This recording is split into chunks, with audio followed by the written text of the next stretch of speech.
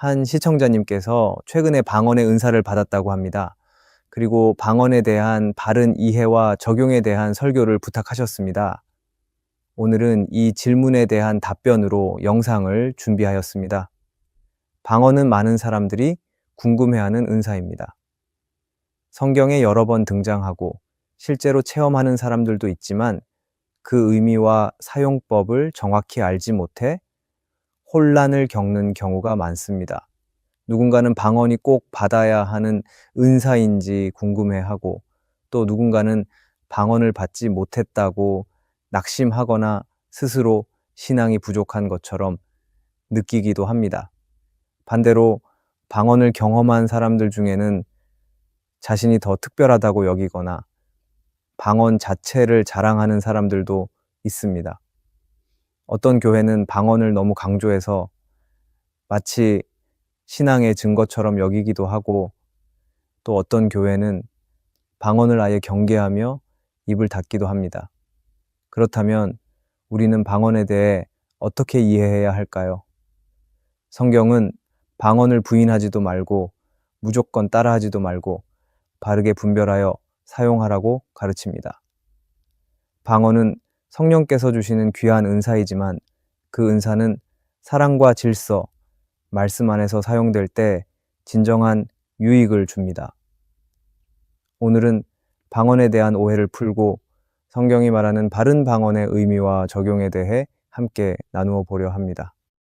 첫째, 방언은 성령의 임재로 받는 하나님의 선물입니다. 방언은 사람이 스스로 만들어내는 것이 아니라 성령께서 은혜로 주시는 선물입니다. 신앙이 특별히 뛰어나서 받는 것도 아니고 훈련해서 얻는 것도 아닙니다. 하나님께서 각 사람에게 그분의 뜻에 따라 나눠주시는 은사입니다. 고린도전서 12장 11절은 이렇게 말합니다. 이 모든 일은 같은 한 성령이 행하사 그 뜻대로 각 사람에게 나눠주시는 것이니라.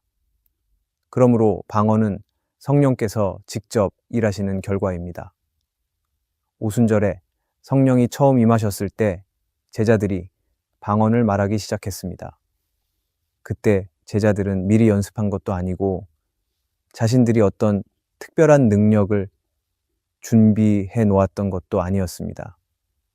사도행전 2장을 보면 그들은 다만 기도 가운데 기다리고 있었고 성령이 임하시자 각 사람이 성령이 말하게 하심을 따라 다른 언어들로 말하게 되었다고 기록되어 있습니다.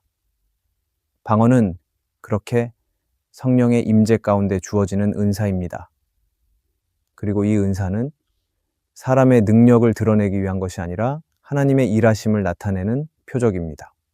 사도행전 10장에서도 이방인이었던 고넬료의 집에 성령이 임하시자 그곳에 있던 사람들도 방언을 말하고 하나님을 높였다고 기록되어 있습니다. 베드로는 이 모습을 보고 이렇게 말합니다. 이 사람들이 우리처럼 성령을 받았으니 어찌 물로 세례 주는 것을 막겠느냐. 성령의 임재는 민족이나 출신, 배경을 가리지 않았습니다. 하나님께서는 원하시는 사람에게 방언을 포함한 성령의 은사를 자유롭게 주셨습니다. 그러므로 방언은 어떤 사람이 뛰어나서 받는 특별한 증표가 아니라 하나님께서 은혜로 주시는 선물입니다. 내가 받았다고 더 자랑할 것도 없고 받지 못했다고 낙심할 필요도 없습니다. 마치 누가복음 1장의 마리아처럼 하나님의 임재 앞에서 주의 여종이오니 말씀대로 내게 이루어지이다 라는 태도가 필요합니다. 은사를 향한 우리의 태도는 욕심이나 비교가 아니라 순전한 마음으로 하나님 앞에 머무는 것입니다. 방언은 성령이 임하셨다는 것을 눈에 보이게 드러내는 은혜의 표입니다. 그러나 이것이 중심이 되면 안 됩니다. 중심은 여전히 하나님이며 방언은 하나님께서 우리와 더 깊은 교제를 나누시기 위해 주시는 방법일 뿐입니다. 그러므로 방언을 받았다면 그 기쁨 안에 머무르기보다 성령께서 왜 그 은혜를 주셨는지를 기도하며 여쭈어야 합니다. 하나님께서는 방언을 통해 우리를 더 깊은 기도의 자리로, 더 친밀한 교제의 자리로 이끄시기를 원하십니다. 이처럼 방언은 성령의 임재로 받는 하나님의 선물이며 그 선물을 받은 사람은 더 겸손히 하나님 앞에 나아가야 합니다. 방언은 성령의 임재로 받는 하나님의 선물이라는 것을 기억하기를 바랍니다. 둘째, 방언은 개인의 유익을 위한 은사이지만 공적인 자리에서는 절제가 필요합니다. 방언은 하나님께 드리는 개인적인 기도입니다. 고린도전서 14장을 보면 사도 바울은 방언을 사람에게 하지 않고 하나님께 하는 것이라고 분명히 말합니다.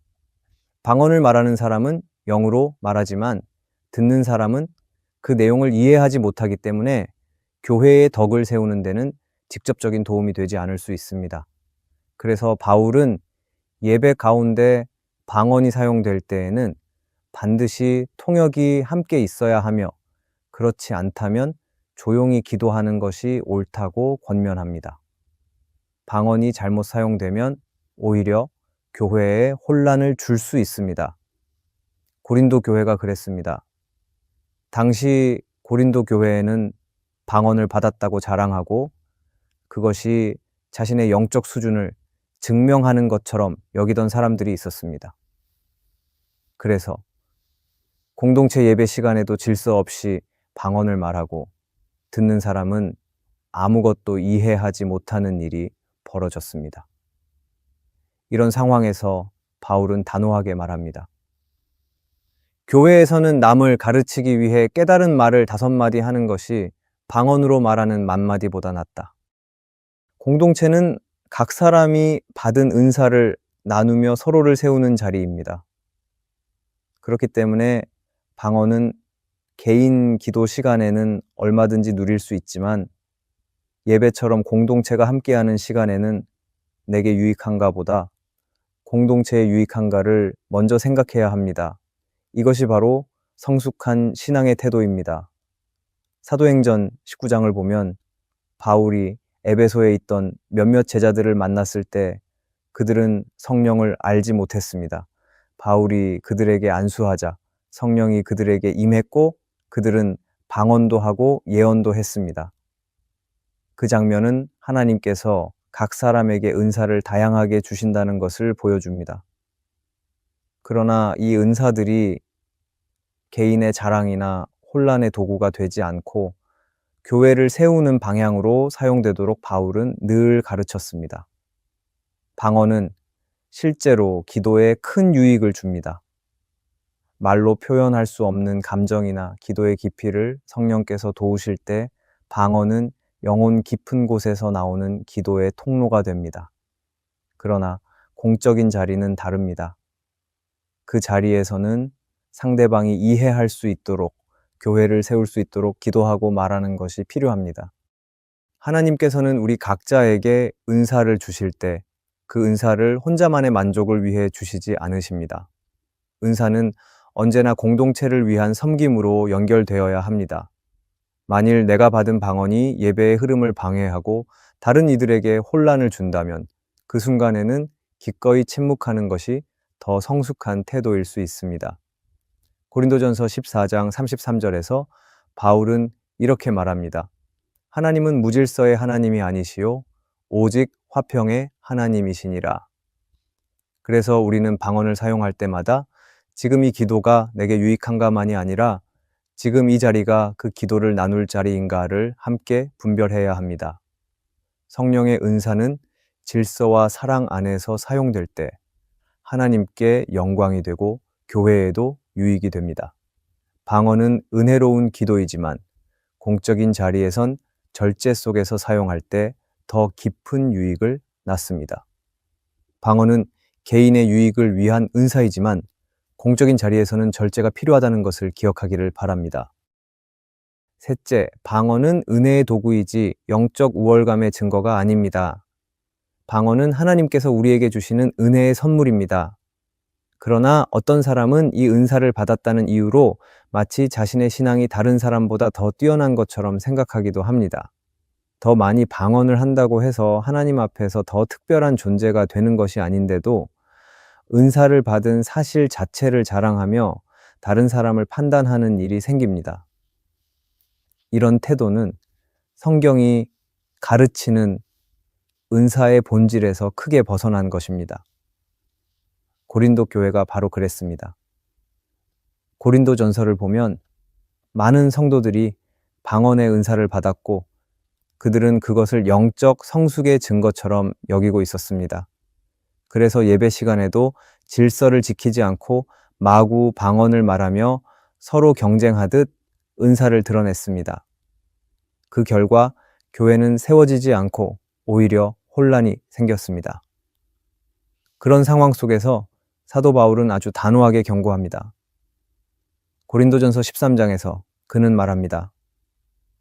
내가 사람의 방언과 천사의 말을 할지라도 사랑이 없으면 소리나는 구리와 울리는 꽹과리가 되고 예언하는 능력이 있어도 사랑이 없으면 아무것도 아니라. 바울은 은사가 아무리 크고 신비해도 사랑이 없으면 그것은 소음일 뿐이라고 말합니다. 은사는 하나님의 선물이지 자격의 증거가 아닙니다. 오히려 우리는 아무 자격이 없는데도 하나님께서 은혜로 주셨다는 것을 기억해야 합니다. 누군가 방언을 받았다면 그 사람은 더 겸손해야 합니다. 왜냐하면 하나님은 자랑하라고 은사를 주신 것이 아니라 더 깊은 기도와 섬김으로 이끄시기 위해 주셨기 때문입니다. 성경 속에서 은사를 받았지만 자랑하지 않고 겸손히 순종했던 사람의 대표적인 사람은 스데반입니다. 사도행전 6장을 보면 스데반은 성령과 믿음이 충만한 사람이었습니다. 그는 큰 은혜와 능력으로 복음을 전했지만 결코 자신을 높이지 않았습니다. 오히려 사람들 앞에서 복음을 담대히 전하다가 결국 순교까지 하게 되지요. 그는 자신에게 주어진 은사를 자랑하지 않았고 그 은사를 끝까지 하나님의 뜻 안에서 사용했습니다. 오늘날에도 방언은 분명히 귀한 은사입니다. 그러나 그것은 내가 남보다 더 나아졌다는 표시가 아니라 하나님께서 나를 더 깊은 기도의 자리로 초대하셨다는 신호입니다. 그래서 방언을 받은 사람일수록 더 조용히, 더 깊이 하나님 앞에 머무는 삶을 살아야 합니다. 내가 받은 은사가 남을 세우는 데 쓰이고 있는지 아니면 나를 높이는 데 사용되고 있는지 우리는 늘 돌아봐야 합니다. 하나님은 은사를 통해 사람을 나누지 않으십니다. 오히려 은사를 통해 더 많은 사람을 섬기라고 말씀하십니다. 방언이 은혜의 도구가 되려면 그 중심에 반드시 사랑과 겸손이 있어야 합니다. 은사는 내 신앙의 높이를 자랑하는 수단이 아니라 하나님께 받은 은혜를 더 깊이 살아가는 통로가 되어야 합니다. 그러므로 방언을 받았다면 더 조용히, 더 겸손히 하나님과 이웃을 향해 살아가야 합니다. 그것이 방언을 받은 사람이 걸어가야 할 바른 길입니다. 방언은 은혜의 도구이지 영적 우월감의 증거가 아님을 기억하기 바랍니다.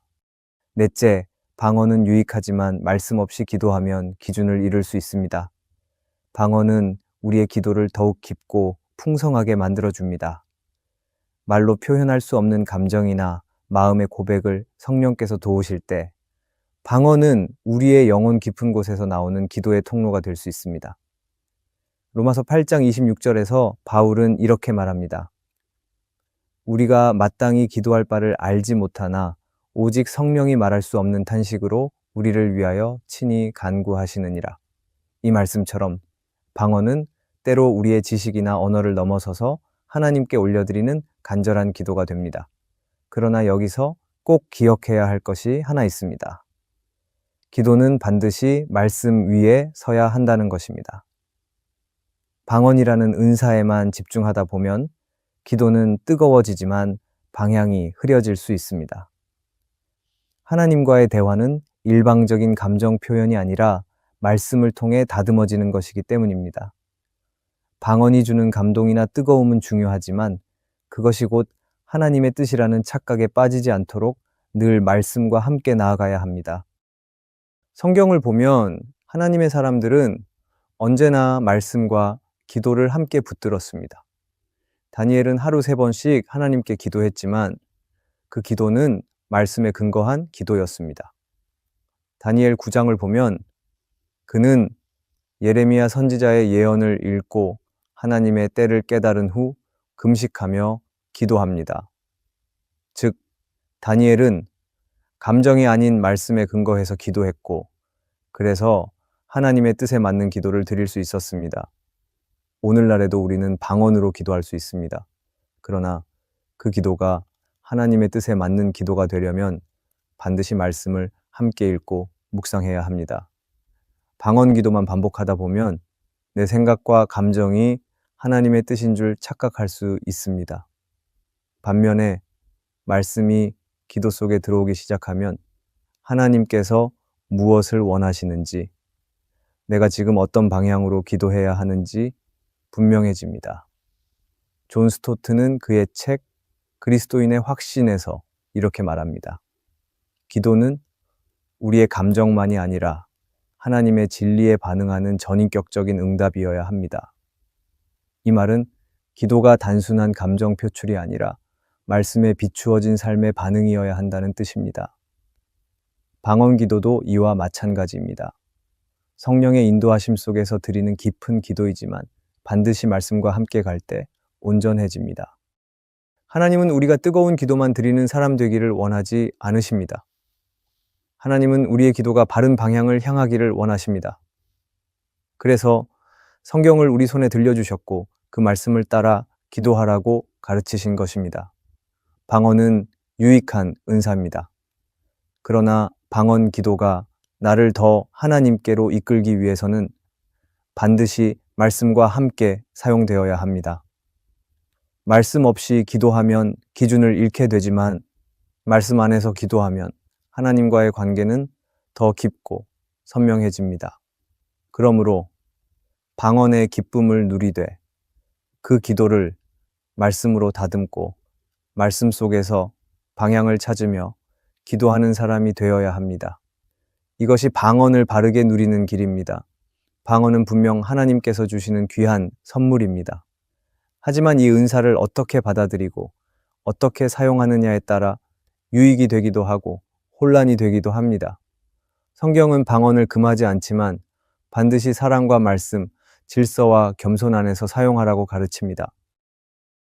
우리가 방언을 은혜로 받고 있다면 그 은혜를 자랑이 아닌 감사로 받아들이고 조용히 기도 자리에서 누릴 수 있어야 합니다. 또 방언이 없는 사람이라도 낙심하지 않아야 합니다. 은사의 유무보다 중요한 것은 하나님과의 관계이고 방언이 있든 없든 하나님은 중심을 보시기 때문입니다. 무엇보다 우리는 방언이라는 은사보다 그것을 통해 하나님과의 관계가 얼마나 깊어지고 있는가를 더 중요하게 여겨야 합니다. 성령의 은사는 하나님께서 우리를 더 친밀히 이끄시기 위해 주신 통로입니다. 그 은사를 바르게 사용하면 우리의 기도는 더욱 살아나고 우리의 삶은 하나님께 더 가까이 나아가게 됩니다. 그러므로 방언을 받았다면 감사함으로, 아직 받지 않았다면 자유함으로, 그리고 무엇보다 하나님의 뜻과 말씀 안에서 방언을 바르게 사용하는 사람이 되기를 바랍니다. 하나님은 은사를 통해 자신을 더 깊이 알게 하시며 결국 우리를 통해 교회를 세우고 이 땅에 하나님의 뜻을 이루어 가십니다. 오늘의 말씀이 은혜가 되셨다면 댓글에 아멘이라고 적어주시면 감사하겠습니다. 여러분들이 남겨주시는 댓글은 정말 큰 힘이 됩니다. 그리고 여러분들이 눌러주시는 좋아요와 구독도 큰 힘이 됩니다. 오늘도 함께 해주셔서 감사합니다. 기도하겠습니다. 하나님 아버지, 주님과 더 깊은 교제를 사모하는 마음을 저희에게 주셔서 감사합니다. 겉모습이 아니라 중심으로 주님을 찾게 하시고 감정이 아니라 말씀과 진리로 하나님께 나아가게 해주시옵소서. 방언을 포함한 모든 기도가 주님과의 관계를 더 깊게 하는 통로가 되게 하시고 성령님의 인도하심 속에 조용히 주님의 마음을 듣게 해주시옵소서. 예수님의 이름으로 기도합니다. 아멘.